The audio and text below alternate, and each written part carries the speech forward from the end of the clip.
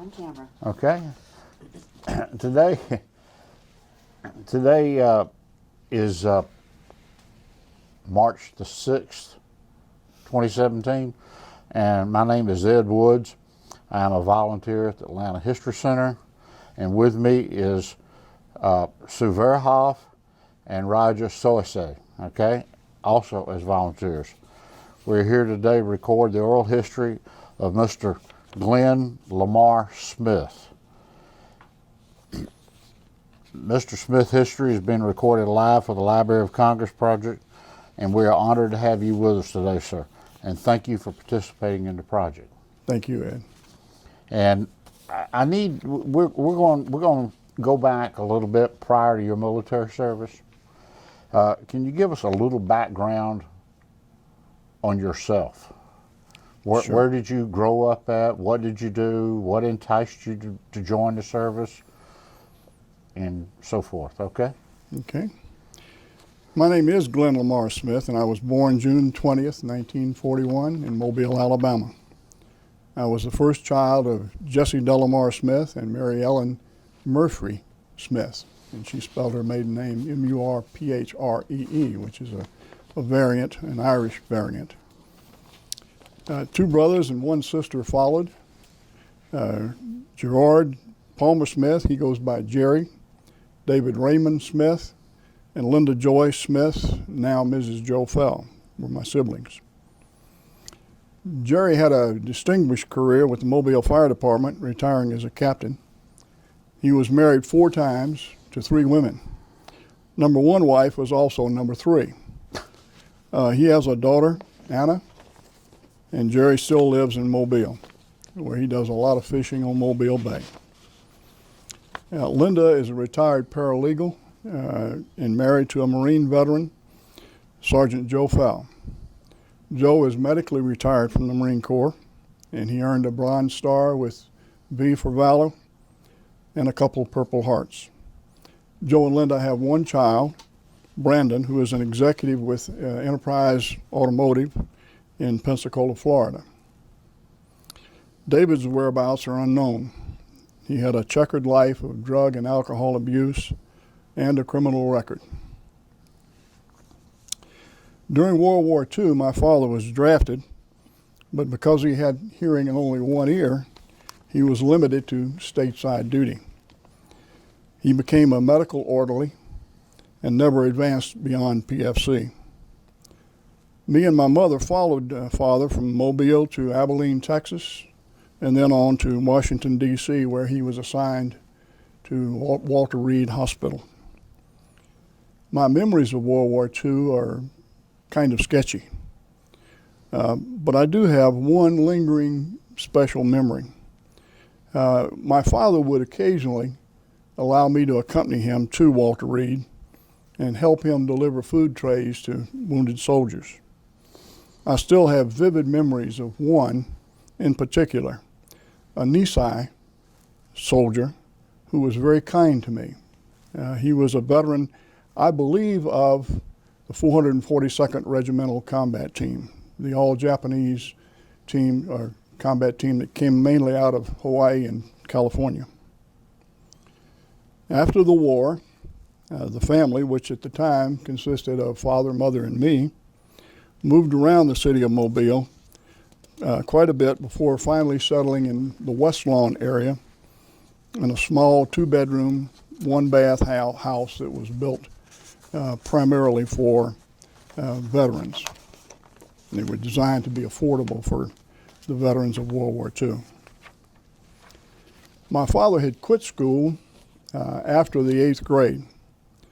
Mother had a much more advanced education. She graduated from Bishop Tulane, a Catholic high school in Mobile. Father worked in sales. Mother stayed at home. Jerry, David, and Linda came a bit later. But by the time I was 12 years old, the family dissolved, much to my surprise. I had no clue that this was coming. One day we were a happy family, or so I thought. The next day, we kids were packing up to move in with different relatives. I ended up moving from one to another of father's sisters until a place at the Providence Children's Home in Mobile had an opening for me and my brothers. Sister Linda, who at that time was a 2-year-old toddler, went to the Allen Memorial Home for smaller children, which was run by the Catholic Diocese. While at Providence Children's Home, I had my first job as a paper boy. My route was in the traditional black community of Mobile. I would get up at 3 o'clock every day including Sunday, and take my bicycle to the paper's distribution center. There, the morning papers would be folded by me so that they could be thrown onto the porches of the shotgun houses that were dominated the black neighborhood. It was a wonderful experience. For up until that time, and I was about 11 years old then, I had no personal contact with African Americans. The entire neighborhood treated me with extraordinary kindness, treating me like their little blonde son or brother.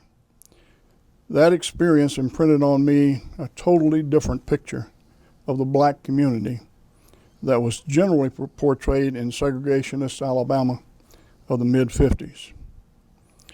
That imprint would serve me well in the near future, making the transition into the integrated Navy much easier than it would have otherwise been. 2 years later, because I was considered to be too old for the Providence Children's Home at that point, I moved to the Methodist Children's Home in Selma, Alabama, where I stayed through grades 9 through 12. Selma was about 150 miles north of Mobile. There I thrived, living for 9 through 12 grades in a cottage. Well, actually it was 9 through 11 grades in a cottage with 11 other teenage boys. We always had enough boys for an impromptu football game, basketball game, softball game, and the home also had a swimming pool that was open in warm months as well. We all attended public schools. I was a mediocre student at best, but became an outstanding football player, a very good swimmer, and a fair basketball player. During the summers after grades 11 and 12, I was a camp counselor at the YMCA Camp Grist north of Selma. My football coaches ran the camp, and they recruited all the football players they could as camp counselors. Whenever we had breaks from our camp duties, we hit the weights and ran our fannies off. That was by design, I'm sure, for the football coaches. My 12th grade, I lived at the YMCA on a special experimental project that the Methodist Children's Home ran just for me. I think it was just trying to get rid of me for that year. But they put me up in a room at the YMCA, and I was pretty much on my own, which probably played into my poor grades. I did learn to play pool pretty well, though. It was pretty clear to me in high school that there was no financial pathway for me to get into college. Now, although there were a couple colleges that were interested in me as a football prospect, including Troy State in Alabama and Perkiston Junior College in Mississippi. I had tryouts at both of them and did well until they found a copy of my high school transcript. At that point, they suggested that maybe I might look at some other occupation other than playing football. So, on a hot summer day in late August in 1959, I was in downtown Mobile walking around.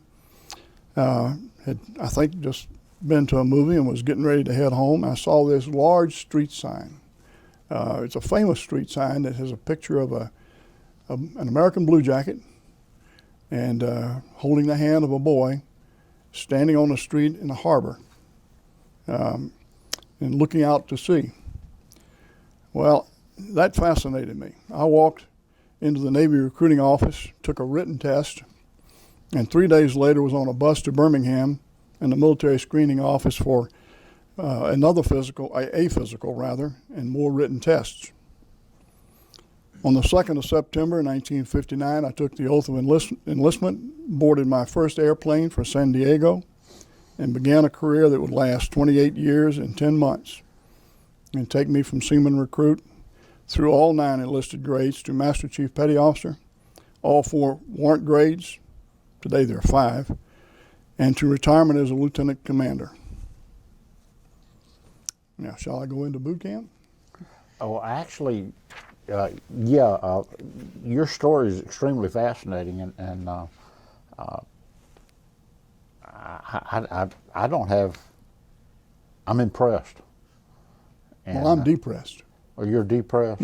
I'm very impressed because I know personally what it does to do what you did in the Navy. I'd like to go ahead and hear a little bit about your boot camp experience and what you did. Sure. And how you decided to get in, what you got into, and or who decided that for you. That's a good question. I'll come to that.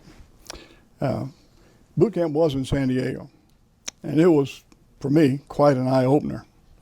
My company, which was number 445 of 1959, never forget that, had about 20 Alabamians, about 20 from Colorado, and a smattering from all over, including 3 African Americans and 1 Native American who was a Comanche.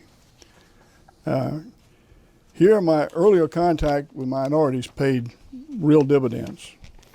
Most of the other Alabamians, I'm embarrassed to tell you, had a legacy of deep-rooted prejudice. And while my father regularly spewed racial hate, I was inoculated against his rantings by my personal experience, primarily delivering papers in Mobile. We arrived at the Recruit Training Center in San Diego at about 01:30 in the morning. And that would be the morning of the 3rd of September. And by 0200, we had been put to bed. We were all beat and looking forward to sleeping in the next morning. But at 0400, a master-at-arms brought a large trash can in, set it in the middle of the barracks, and I think with a baseball bat, beat the daylights out of it. How rude, we all thought. They got us up, had us sit outside in a little porch area, and we sat there for about 2 hours, wondering why are we sitting here when we could be sleeping. About 6 o'clock in the morning, they marched us off to breakfast. Then we had a couple days of getting shots, being probed in private parts, and just generally getting inspected by everybody they wanted to. They were then formed into our company. Why, I still do not know, but I was selected by the company commander, an old machinist mate chief named Hall. I have no idea what his first name was. To us, he was always just chief or sir. I was selected by him to be the recruit petty officer first class, which is a really high and important job, number 2 position in the company. The recruits basically ran the company under the guidance of the company commander. And for whatever reason, he picked me as his number 2. Most of boot camp is now a complete blur, keeping in mind that's been a long time ago. But at one point, I made a real big mistake. A call for volunteers went out for recruits to participate in a smoker, which is a boxing match in Marine Corps and Navy parlance. At that time, I weighed a little over 200 pounds, and I was put into the heavyweight class in a match against a long, tall Texan who promptly convinced me that boxing was not going to be in my future. At the end of boot camp, we were allowed 2 weeks leave prior to reporting to our first duty station, which in my case was USS Zelima AF-49. Zelima, it's a funny name, was named for a very obscure star in some far distant galaxy, which I have no idea where it is. She was an old World War II era store ship, which means that she carried groceries and frozen foods and stuff like that to the fleet. And she was lying at that time in overhaul at Hunters Point, California, near San Francisco. Not having much money, I took a Greyhound bus home to Mobile. Keep in mind, I had 2 weeks leave. In those days, it took 3 days to get from San Diego to Mobile. It was a long time. In dress blues, not being able to shave or shower or anything along the way. In those days, for example, some idea how long that trip took. It took 24 hours to get from El Paso to Beaumont, Texas. I had no idea how big Texas was. Then after about a week at home, it was back on the bus for the reverse ride back to San Francisco and back across Texas. Backing up a little bit, you asked the question, why did I end up where I was going in the Navy? While I was in boot camp, they had an individual called a classifier. It talked to you about what your interests were, looked at test scores to see where your skill sets might be. Fill out a dream sheet. That, dream sheet, yes, that, and but more importantly, what rating area would you go into? That was the main purpose of his discussion with me. Well, being a clever young man and really adverse to anything to do with physical labor, I looked at all the options, and I wanted something in the administrative field. I wanted to be in an office somewhere, hopefully with a secretary. So I looked at the administrative ratings. There were yeoman, which was almost all administrative, and there was one called quartermaster. I had no idea what a quartermaster was, but I read the description. It said navigation. You need to have some understanding of math and algebra and stuff like that. That was not my favorite subject in school, but the idea of working on the bridge of a ship, probably air conditioned, that appealed to me. So that's what I told them I wanted to be. And unbeknownst to me, they liked the idea and even put a notation in my service record that says when I get to my first ship that I must be assigned in the quartermaster rating unless permission was sought and approved by the Bureau of Naval Personnel. I had no idea about that. When I got to the Zelima, what I found out was that all non-designated seamen were automatically placed in the deck force, which is the deck force is primarily concerned with handling cargo and painting the ship and cleaning the ship and that kind of thing.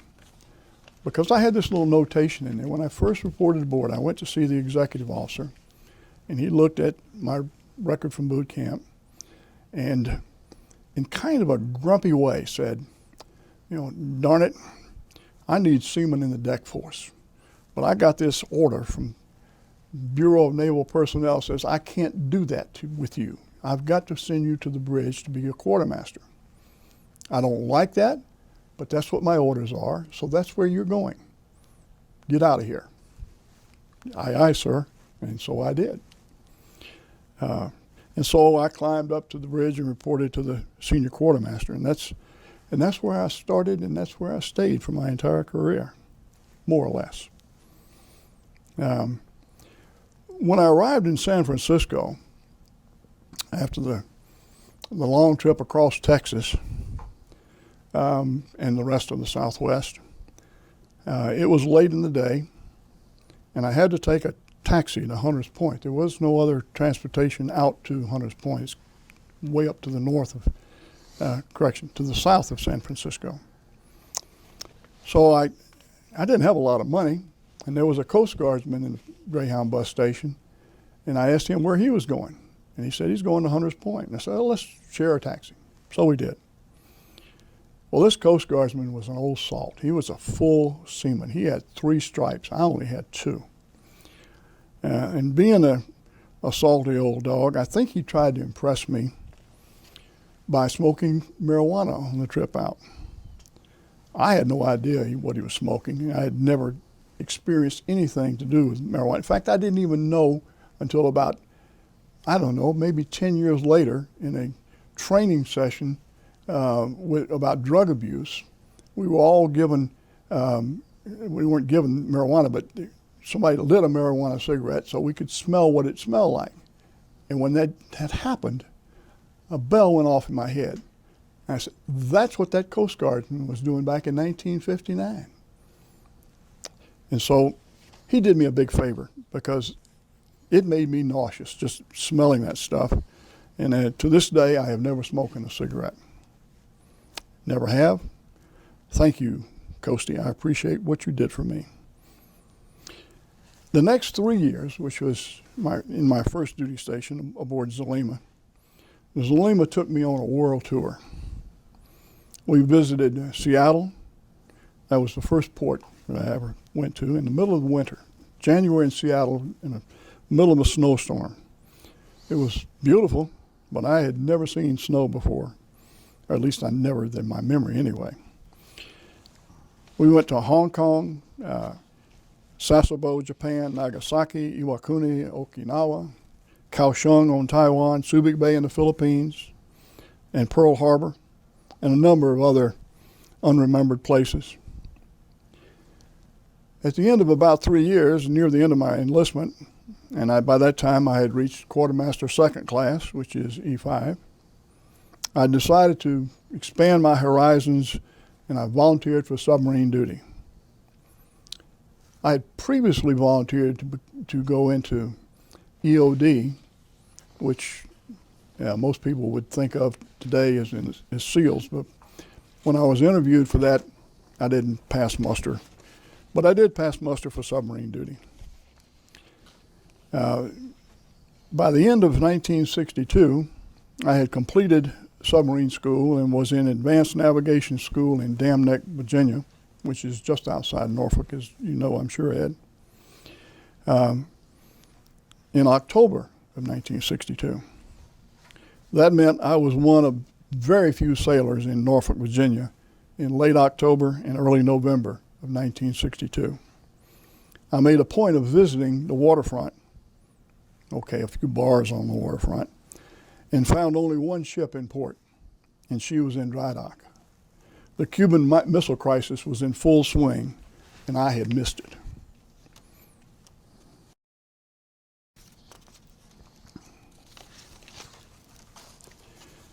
My next stop was the new nuclear ballistic missile submarine USS George Washington, the first of our missile submarines, where I spent the next 5 years advancing to Quartermaster First Class, E6. To me, after traveling to many exotic ports in Zelima, duty in a submarine that just went and hid in the ocean depths was pure boredom. However, it afforded me the most important addition to my life. One day, while me and a shipmate were out in our little sports cars looking for pretty girls, I found one. She was a tall, sultry brunette with dark eyes. It took me about a nanosecond. See, we'd been studying computers back then. It took me about a nanosecond to know that she met the first criteria for female companionship. She was smoking hot. In those days, the term hot was not in vogue. In fact, never heard it used until fairly recently. But that's what she was. And 52 years later, she still is. Anna Marie Cipher was a shy farm girl from central Connecticut, Chester, on the close to the Connecticut River in what they call the Valley. She came into my life. I really wanted to impress her. So I went over to the submarine base for the recreation department there. They had a ticket office for local concerts and plays and things like that. And I got 2 tickets for a Broadway show in New York. And I immediately called Anna Marie to see if she would go with me to see a new star on the stage scene. Barbara Streisand was playing in her first really big show, Funny Girl. Throw in a dinner in a fancy restaurant, and I think I was off to a good start. A few months of intense campaigning on my part, and Anna Marie accepted my proposal. October 24th, 1964 became our anniversary and one of the top 2 days of my life. The top day came 9 months and 6 days later with the arrival of our only child, Heidi Michelle. You should have seen Anna Marie's father literally counting the days on his fingers from wedding to birth in the hospital waiting room. And needless to say, we just did make the cut for Dad. It was 1967. It was time in 1967 for some shore duty, and I volunteered for recruiting duty. The next 3 years found me being a field recruiter in New Haven, the recruiter in charge of the station in Bridgeport, and lastly, as a Navy nurse recruiter for all of Connecticut and Long Island, New York. Did I say that right? Long Island, I think they pronounce it up there. In that last post, I became the first enlisted man to serve full-time as an officer recruiter for the Navy. That tour also saw me promoted to chief quartermaster and being selected as Recruiter of the Year in 1969 for competition with more than 150 other senior petty officers, E6 and above. After 3 years of recruiting duty and having sent many young men off to war in South Vietnam, it was time for me to return to sea duty. I felt an obligation to follow the men that I had sent to war. And although I could have easily opted for submarine duty, I chose Vietnam. I had seen a number of men come home, one of whom I will never forget, a young 19-year-old who I had enlisted the previous year, and he had gone to hospital corpsman school, and then from there straight to Vietnam. He came home with a half a face, and I remembered what a handsome young man he was. That was part of the reason, probably the most important reason, that I made that choice to go to Vietnam. At the time, my assignment detailer was an acquaintance of mine, another submarine chief quartermaster. And I called him, and his name was Skinny Gilmore. And I called Skinny, I said, what can you give me for my next duty station? He said, well, I'll give you a boat out of New London or a boat out of New London. And I said, well, I was kind of hoping for something else. Isn't there anything else I can do? And he said the only thing they had a higher priority for a submarine qualified chief quartermaster was a duty in country in South Vietnam. I said, I'll take it. What is it? He had 2 choices. He had an LST, which is a landing ship tank that ran up and down the Mekong River, called the Hunterdon County. And I said, okay, that sounds interesting. And he said, the other choice, he'll give you your choice. The other choice was the Branch Oceanographic Office in Saigon. Well, reflecting back to my inherently lazy character and thinking of ways to get out of work, I said, the Branch Oceanographic Office in Saigon. And I had this vision of a big tall building with air conditioning and pretty Vietnamese secretaries. And I said, I'll take that. Sounded pretty safe to me also. I mean, what could go wrong in an office? Or so I thought.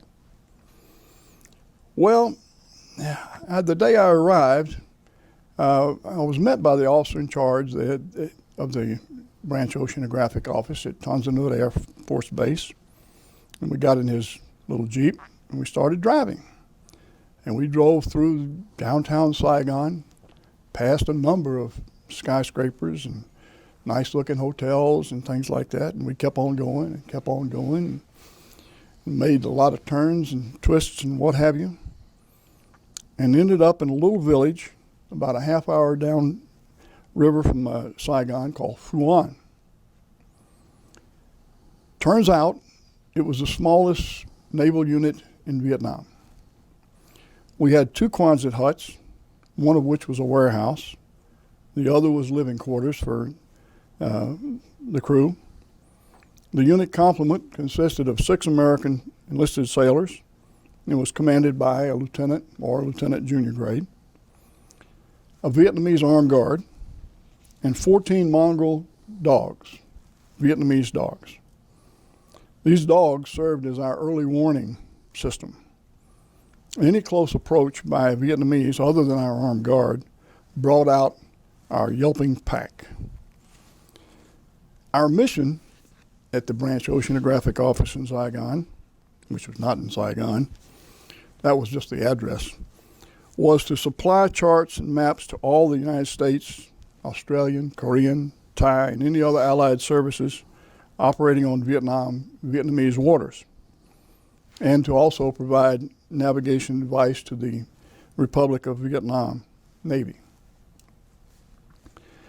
At the beginning of the Vietnam War, there were no such services. Navy and Army small boats and watercraft operated in seriously uncharted waters. There were no charts of the Mekong River or any other Vietnamese river. We found that the best substitute were typographical maps, shorthand topos. While topos did not have any soundings in the rivers, it really didn't matter much since the watercraft all had shallow drafts, and beside, river depths were always changing. So if a boat ran aground, you just found a way to get yourself off and back into a channel. That is one reason that almost all operations included at least 2 boats.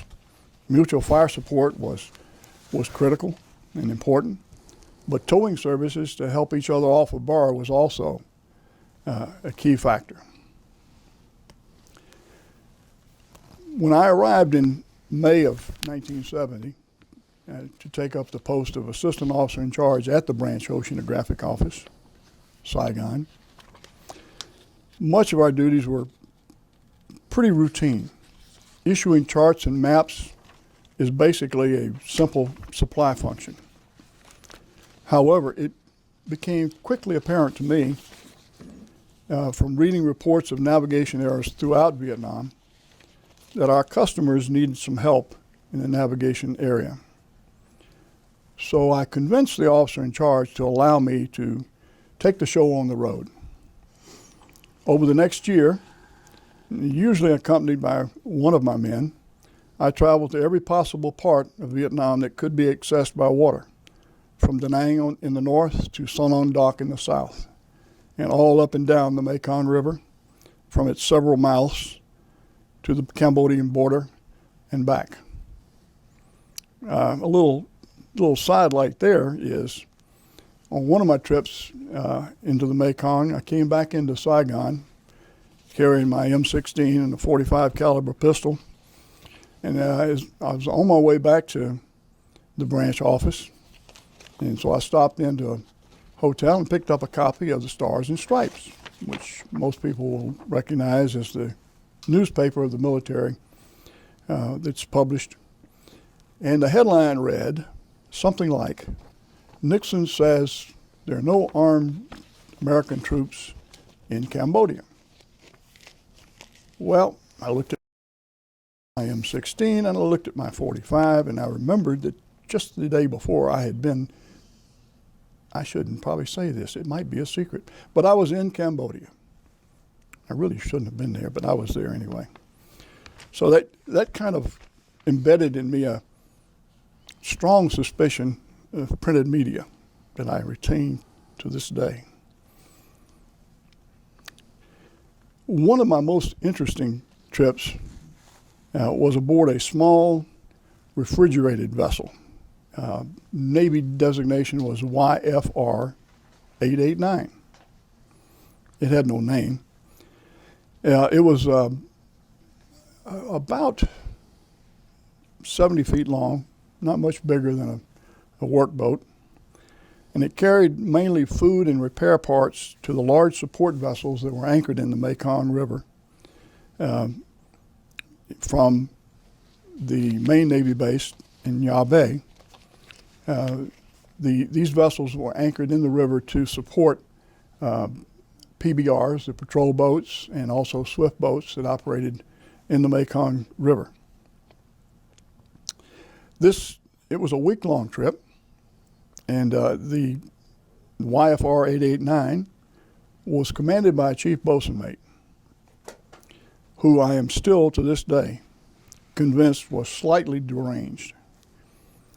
Knowing that the Vietnamese had eyes and ears in Ya Bay at the American Navy headquarters, he did not keep any particular schedule, and he only traveled at night. And when he did, he would turn on all of his deck lights and played Vietnamese music on the biggest boombox he could find. On my first night with him, I asked him if he was nuts. His reply was that only a dumb, blank Vietnamese fisherman, and he used a very un-PC racial term, would do what he was doing. That, he thought, gave him a cover, if you will, to run up and down the Mekong River. There were 3 YFRs operating in the Mekong Delta at that time, and to my knowledge, his is the only one that was never hit by the VC or the NVA. So he might have been nuts in some sense, but he was pretty smart in other ways. Another field trip found me embarking in the Coast Guard cutter Black Hawk, WLB 391. Black Hawk was a buoy tender, and she was tasked with repairing and servicing navigation aids throughout Vietnam. The VC and the NVA, the North Vietnamese Army, VC, most people probably understand that's the Viet Cong, which were an irregular force of South Vietnamese, and the North Vietnamese Army. They had this nasty habit of shooting up navigation aids, or even deliberately moving them off station to try to induce a ship to go into the wrong channel. Now, I embarked in Da Nang aboard Black Hawk and went down the coast all the way to Vung Tau, stopping at every port along the coast. It was a week-long trip. The highlight for me was a stop at an island just offshore called Cu Lao Re, Culaore, which was home to a few hundred natives and was regularly visited by CIA operatives. The CIA came and went fairly frequently to Cu Lao Re, mainly because it was very far north and was in the direct path of waterborne supply efforts by the North Vietnamese into South Vietnam. So the CIA would frequently go there. On the northern end of the island was a large lighthouse that needed its batteries changed from time to time. However, there was no pier for the Black Hawk to moor, so we waded ashore from about a mile off, carrying our small arms, the batteries that we needed to have to change. We managed to reach shore, and then we made the mile or so hike to the lighthouse. The path took us through a enchanting village. It had no modern conveniences, but was dripping with charm. The town path, and no one could call it a main street, was swept clean meticulously, I'm sure every day, by the women of the village. In fact, I believe that it was probably the cleanest habitation that I ever saw in Vietnam. The people were not particularly friendly. They just seemed to observe our intrusion with benign acceptance. And I am absolutely convinced that today they probably give the same indifference to the northern Vietnamese masters of today's Vietnam.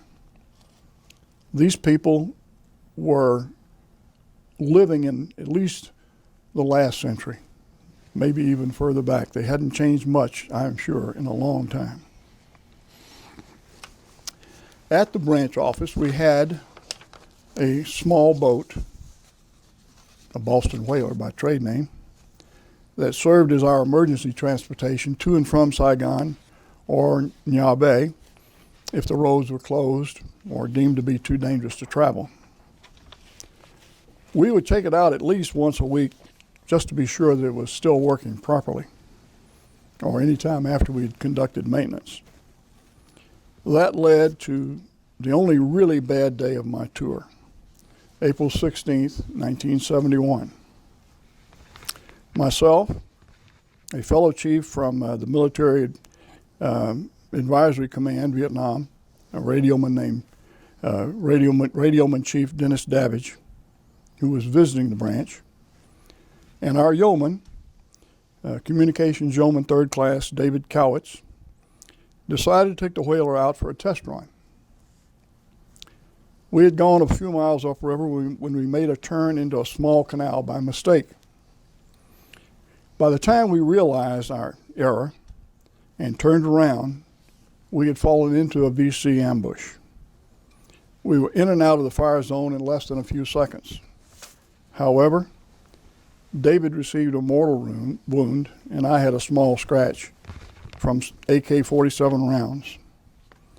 The boat was hit by more than 30 rounds, but managed to limp home. David Cowitz was a 19-year-old naval reservist from Michigan. Excuse me. He was a communications yeoman whose normal duties would have found him on an admiral's flagship at sea writing messages.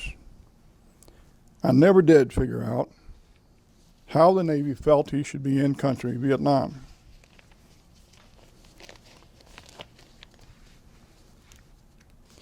He was a fine lad.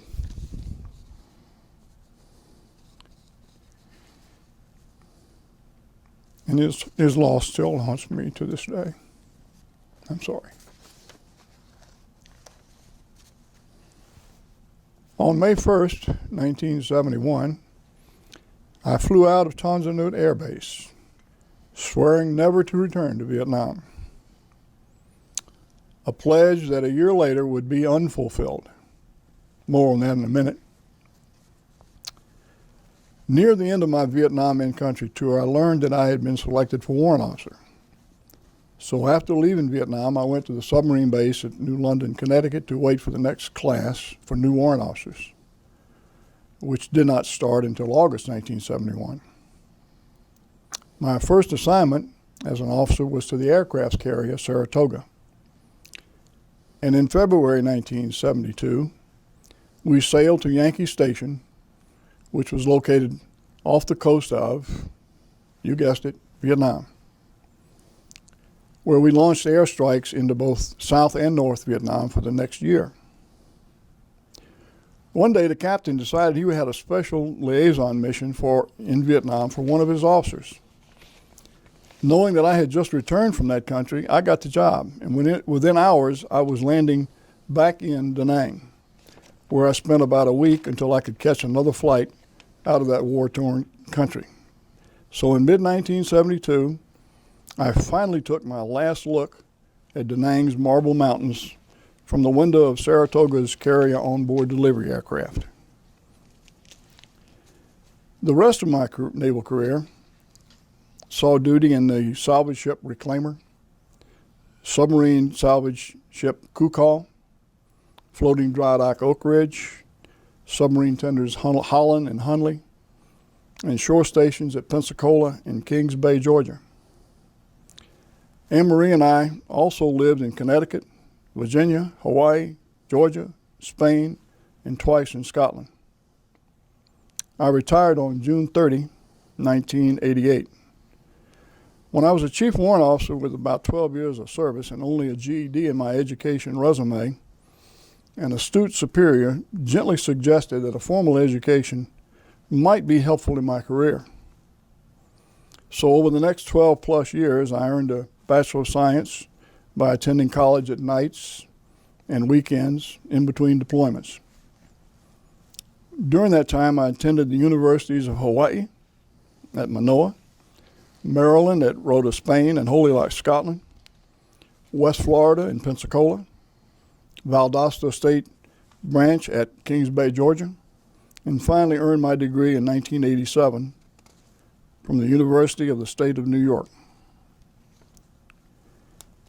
Our daughter Heidi finished high school twice, in Scotland and Pensacola. In Scotland, the schools there allowed students to finish essentially at the end of what we would call the 10th grade. So she graduated once there, and followed us on to Pensacola, where she graduated from Pine Forest High School in West Pensacola, North Pensacola. She went back with us to Scotland, and we started looking around for a place for her to go to college, and found out that the University of Maryland had a campus in Munich, Germany, where we teased her that she majored in Oktoberfest. Her grades were not very good her first semester, and so we suggested to her that it might be a good thing for her to invest a little bit of her time in paying for the next year of her education, and she did. And she transferred to Valdosta State College in Georgia, where she graduated with distinction and met her husband-to-be, who was an immigrant from India, Sam Alatar. Heidi had a career in television production and nonprofit fundraising until she had her first two children. At that point, she opted to become a stay-at-home mom, which both Anne-Marie and I are very proud of. They made a lot of sacrifices, but I think the fact that she stayed home for the next 15 years or so made a huge difference in her children. They gave us three delightful grandchildren: Duncan, who is now 20, Gavin, now 18, and Iona, who's 12. Duncan is studying to be a cybersecurity specialist, which I think is a really great idea, considering the world environment. By the way, he's following in his father's engineering footsteps. His father is a fiber optic engineer for IBM. Gavin will enlist in the United States Coast Guard on March 28th, 2017. And the Coast Guard has afforded me the honor of swearing him in for his first enlistment, and I really appreciate that. Iona is in middle school in Alpharetta, Georgia. She is the light of our life. My post-Navy retirement years have seen several mini careers, small careers.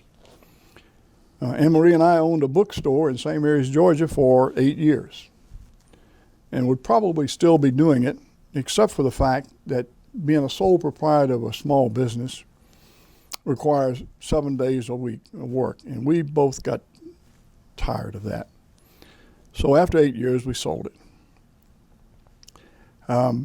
I spent a year working for the American Red Cross as a blood donor recruiter in Northeast Georgia. 3 months in Washington, D.C. as a Beltway bandit, making more money than I ever thought was possible. Working for the Coast Guard on enlisted programs planning for the 21st century. One day while I was at the Coast Guard headquarters, I happened to look on the Retired Officers Association's webpage, and I was just surfing the job site to see what other jobs were out there. And I saw a job that posted for an administrator at Scotland School for Veterans Children. And I said, gee, we both love Scotland, so why don't I go back to Scotland? Well, it turns out it wasn't Scotland in the United Kingdom, it was the village of Scotland in Pennsylvania. But nonetheless, I sent off a resume, never expecting to ever hear from them again. And about a week later, I got a call and an invitation to interview for the job of director of admissions at this school. Went up there, never expecting to be selected because I knew the competition would be tough. But they did. They selected me anyway. Scotland School for Veterans Children, I have to tell you just a little bit about it because it was a wonderful piece of history. It was founded primarily as an orphanage, in fact, a network of orphanages in Pennsylvania following the Civil War. One day, just after the Gettysburg Address, the Thanksgiving after the Gettysburg Address, two children came to the governor's mansion in Harrisburg, knocking on the door of the governor and asking for food. The governor, a gentleman named Curtin, at that time, saw this as an opportunity. He gathered his staff and told them that it was completely unacceptable for two children of Union veterans to have to beg for food, and directed that a system of orphanages be established in Pennsylvania. They did. They established 44 orphanages in Pennsylvania for Union veterans. Well, as time went on, and these orphans grew up, and there were none to replace them, the system decided to consolidate all the schools in one location. They chose Scotland, Pennsylvania.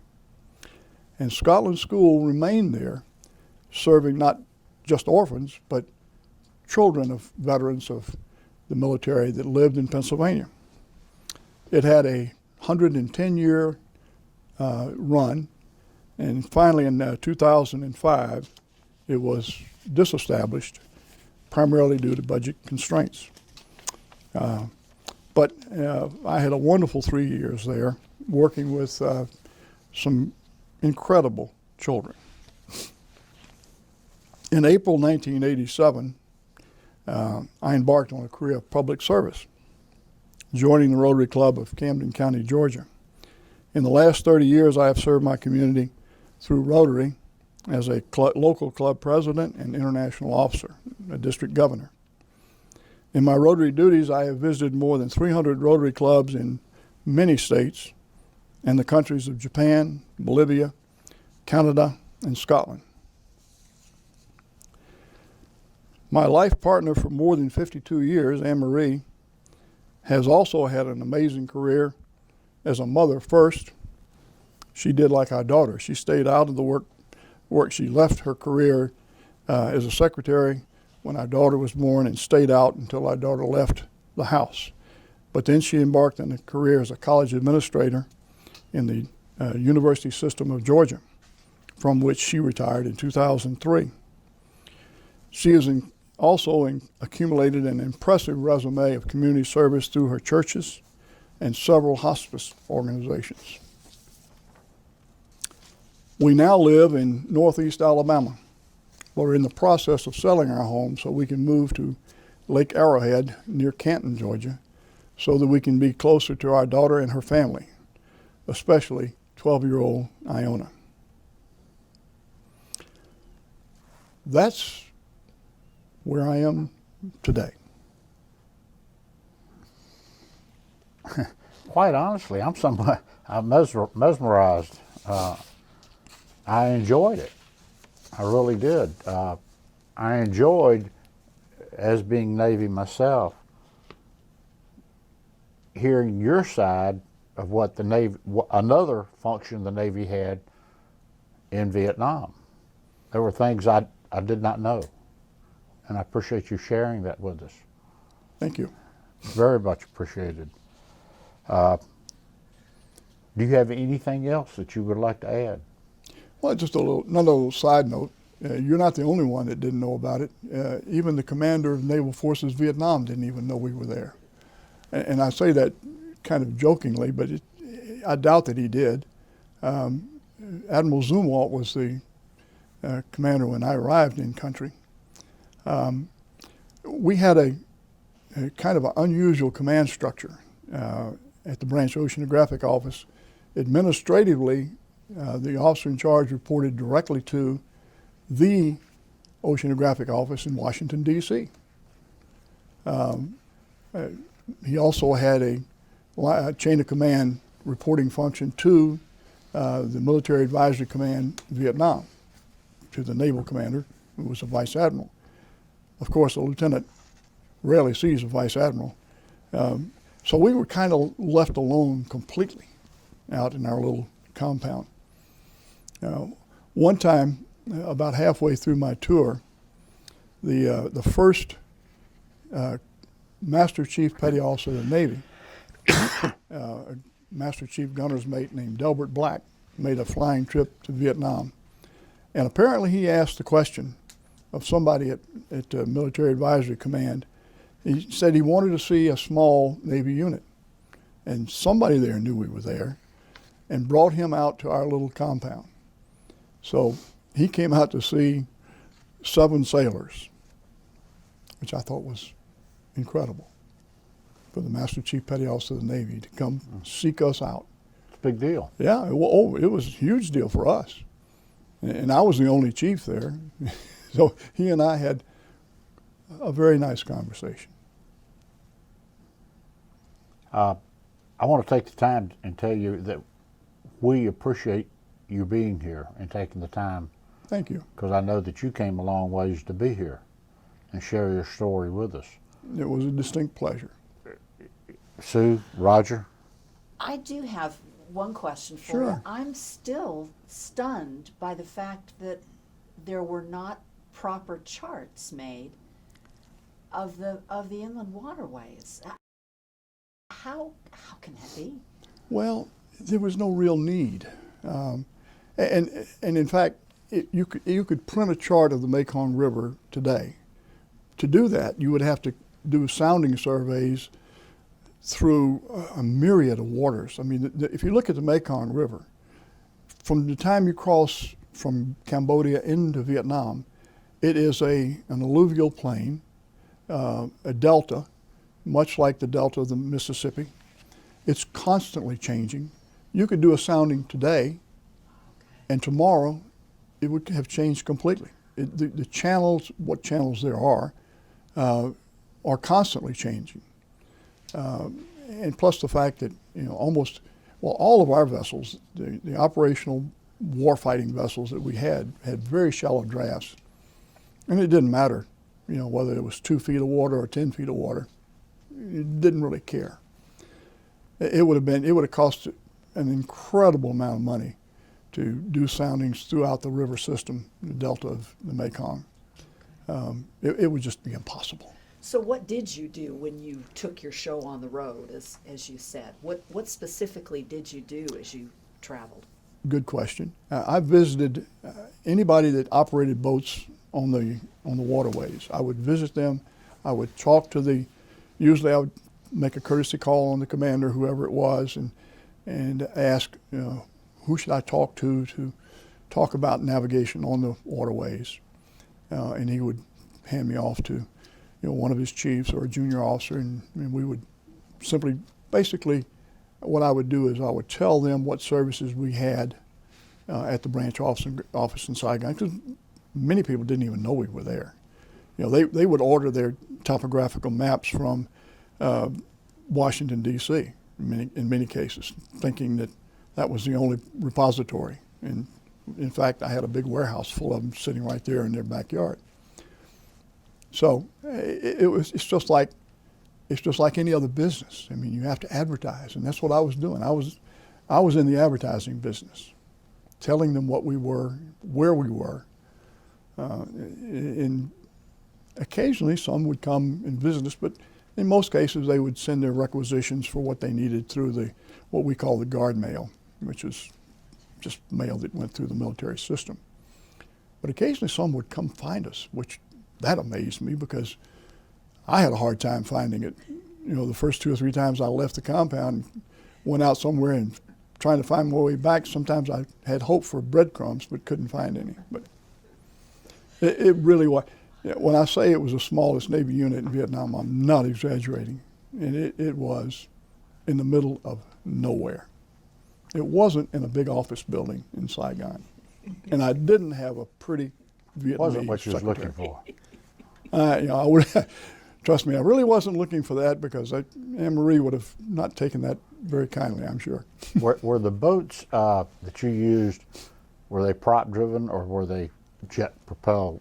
You know, like on the typical today's jet ski, as the fast boats were. Right. The Navy had pretty much 2 basic kinds of boats. The PBRs, well, actually a few more than that.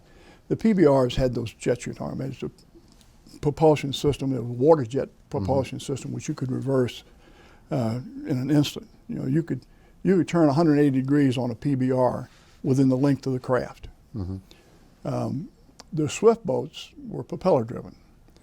But the Navy also had what was called the brown water fleet, which were a number of converted landing craft mechanized. They were big LCMs. Most people would remember from World War II the kinds of boats that made the landings at Tinian and Iwo Jima and places like that with a ramp on the bow. Many of them were converted and they were heavily up-armored and also up-armored and up-armed. They were basically floating battleships. They had 40 millimeter cannons and 20 millimeter cannons, and they were used mainly to support the Army's 9th Division, which operated in the Mekong Delta. And they were propeller driven as well. So the answer to your question was both were employed depending on what application you were talking about. Because I know the water was so shallow that Oh yeah. having owned a boat in Virginia, you can't do 2 feet of water No. with a prop. No. And the swift boats were pretty much constrained to the lower delta and any place where there was a significant channel, because they did require 3 or 4 feet of water to operate in. But the PBRs, they could go almost where a trickle of water was. I mean, they really could go places that no one could imagine. In particular, the Vietnamese, the Viet Cong and the NVA were frequently surprised to see the PBRs. There's a wonderful story, true story, and if anybody's interested in, we call it the Brown Water Navy.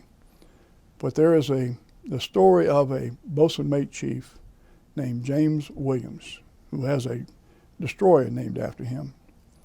And I'll give you the 1-minute short version of one of the things he did. Chief Williams was on a patrol in the northern part of the delta of the Mekong River in a canal accompanied by one other PBR. He was in a PBR and had one other PBR with him, and they were going down the canal, and they came around a bend, and when they came around the bend, there was an entire North Vietnamese regiment crossing the canal. Chief Bosun Mate Williams knew that he had very limited options. He could do a 180-degree turn and retreat back. That was one option. The other option was to go forward, and he did.